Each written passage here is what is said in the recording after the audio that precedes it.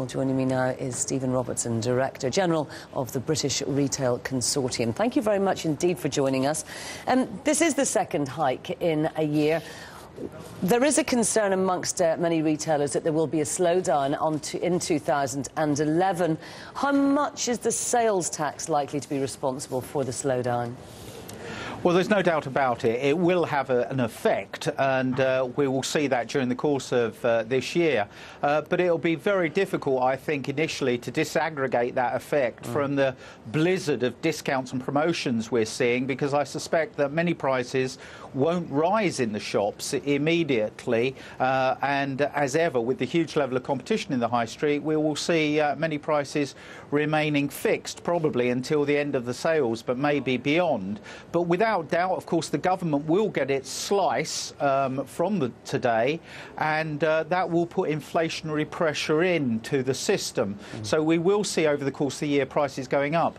I think on top of that, the other effect of the VAT rise will, of course, be that from the consumer's point of view, they'll be spending more elsewhere, maybe on eating out, or notably, of course, on the cost of fuel for their cars. So they'll mean that they have reduced amounts of budget to spend in the shops. So in two ways, I think that's going to hit the stores.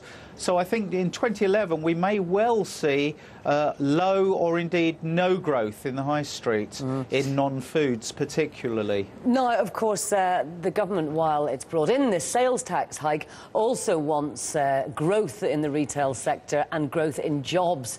Is that something that's compatible, or can that just not happen this year?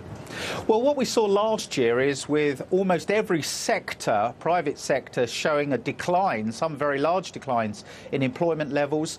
Within retail, we saw a 2% increase in jobs, real jobs, and the retail sector, with 3 million employees, is the single biggest private sector employer.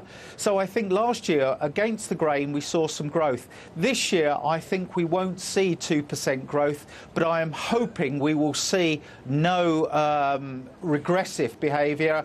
But I think this year we won't actually see a crisis. Let's not overplay this. The fact is, we're still in reasonably good health, and as ever, I suspect the grocery sector, we all need to eat, will remain pretty resilient. And indeed, of course, children's clothes and the grocery sector, they've got zero VAT on them, so they're not impacted in the same way by this. They're not impacted in the same way, but let's not forget that somewhere down the supply chain, VAT will impact on the cost of, if not them, on their suppliers, on some of the elements of logistics and other costs. So no one's free of the effect of VAT increase. No, the government also says that it wants to make the UK a great place to do business. From the point of view of retailers, what would you like to see the government do to make it easier for retail business to grow?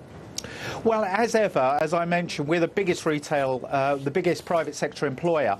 Wouldn't it be good if we saw business rates reduced to encourage business growth? We saw employment legislation managed in a way that encouraged employers to take on new staff, and we saw things like national insurance increases, which are coming up in April, and a tax on jobs. Let's see that abolished. Now is a good moment to say national insurance should not go up in April. OK, Stephen Robertson, thank you very much indeed for that.